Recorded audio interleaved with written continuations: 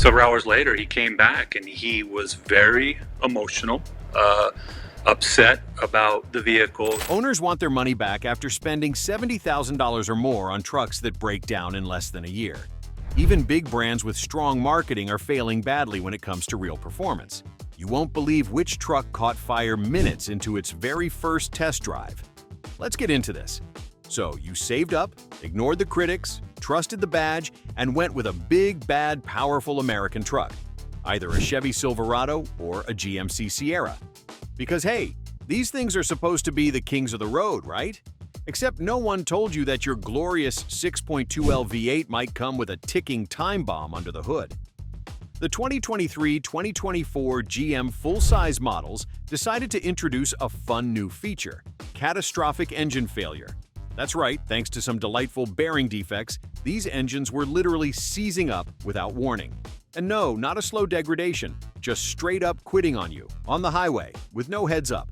Like, surprise! Hope you weren't doing 75 in the fast lane. And this wasn't just a fluke. In early 2025, GM recalled about 877,000 vehicles, including both Silverado and Sierra models, after the NHTSA received 39 formal complaints of engine seizures that caused sudden shutdowns. So you've got nearly 1 million trucks on the road with engines that just say "nope" at random. And if you thought domestic V8 blowups were bad, wait until you find out what the next truck did just with a bad axle design. Now let's talk about the good old Ford F-150. Ah yes, America's sweetheart of trucks.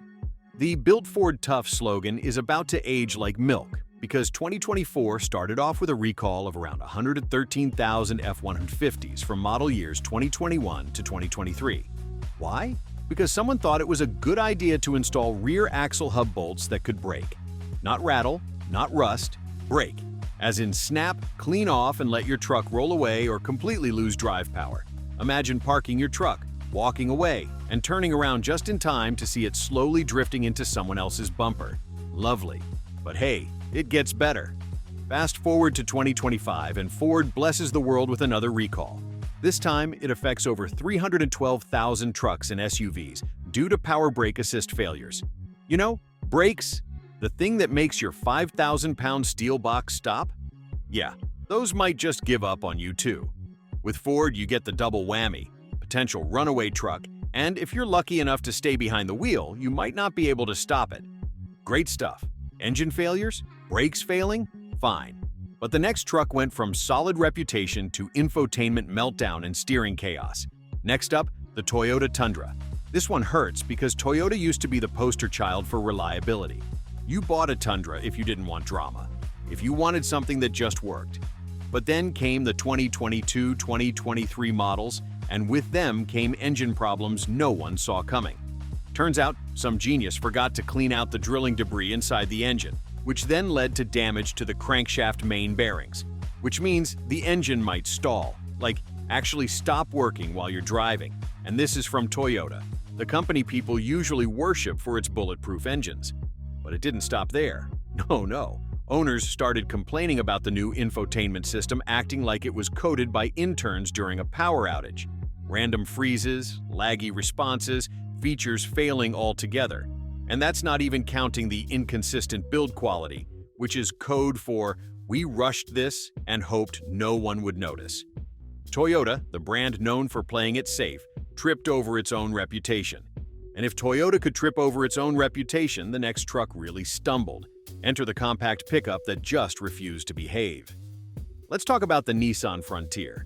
This thing had one job: show up, be basic, and be reliable. But the 2024 model went full diva instead. Consumer Reports straight up named it one of the least reliable mid-sized trucks of the year. That's not a badge of honor, by the way. That's a giant red flag with a warning siren. Owners flagged problems left and right. Infotainment glitches that made the screen flicker like it was haunted. Rattles that made the cabin sound like you were hauling a toolbox full of angry bees. Paint that chipped if you looked at it too hard, and just general build quality that screamed "rushed job." This wasn't just a little shakeup for Nissan. The Frontier is supposed to be their tough little workhorse. But instead, you got something that felt like it was being held together by wishful thinking and double-sided tape. If you're loving this breakdown of truck disasters, hit that subscribe button now, because it only gets worse from here. That's mid-sized disappointment. Now imagine going full rugged off-road, and that's how the next one collapsed spectacularly. So you picked up a Jeep Gladiator because you were sold on that whole rugged, trail-rated vibe. Except what you actually bought was a steering wheel with anxiety issues and a transmission that wants to quit more than your coworker during Monday meetings. Welcome to the land of death wobble. Yes, that's an actual thing. 1 minute you're cruising, next thing your entire front end starts shaking like it's possessed. And Jeep? Oh, they call it normal. Nothing to worry about. Just a little structural panic attack. But that's not all. Manual Gladiators have a fun bonus. The clutch fails early. And instead of owning up to it, dealerships are quick to shrug and go, probably your fault. User error, they say. Right, because people totally don't know how to drive stick in 2024. And then, just when you think this rolling disaster can't surprise you anymore, here comes the rain. Literally. Because owners keep finding water in their footwells after a drizzle. You park outside, wake up, open the door, and surprise! Your truck's got a shallow indoor pool. So much for rugged adventure. Those mechanical nightmares transition us directly to untested EV territory, where software replaced steel and reliability nosedived in new ways. Let's talk about the Tesla Cybertruck. Yes, the indestructible truck that looked like a prop from a bad sci-fi movie, and somehow still managed to convince 40,000 people to buy one in 2024. Now, to be clear, Tesla originally said they'd sell 250,000 of these things. They didn't even come close. And maybe that's a blessing, because what did roll off the line came packed with problems. We're talking faulty accelerator pedals, glass that cracked like a dropped iPhone, and trim that popped off like it was held on with bubblegum. One particular recall involved the inverter. Yeah, the part that makes the truck move, just giving up completely. This affected about 2,400 Cybertrucks and caused total loss of propulsion. Imagine pressing the accelerator and nothing happens. It's like the truck saw a hill and just said, nah. But at least Tesla had scale. The next truck didn't even reach mass production and still managed to implode completely. Now enter the Rivian R1T. This was supposed to be the future of electric pickups. Sleek design, quad motors, smart tech, the works. But what did buyers actually get? A crash course in what the hell went wrong? Let's start with the software. A glorious 35% of owners reported major failures within the first year. That's not a glitch here or there. That's full-on system crashes. Some trucks literally brick themselves after software updates. Imagine waking up, grabbing your keys, and realizing your $80,000 truck now functions as a paperweight. Then there's the quad-motor drivetrain, which sounds awesome until it doesn't work. Rivian's drivetrain reportedly fails at 3 times the rate of what established EV manufacturers are doing. And when it fails hard. You can't just limp to the dealership. You need a flatbed tow and about 6 to 8 weeks of your life waiting for a part that may or may not arrive. So you've got owners stuck with no vehicle, no timeline, and no clue. Add that to all the bugs and the laughably slow service process, and you've got a luxury pickup experience that feels more like an extended technical support call. And if even clean sheet EV companies couldn't deliver, it gets worse. The next one never should have existed.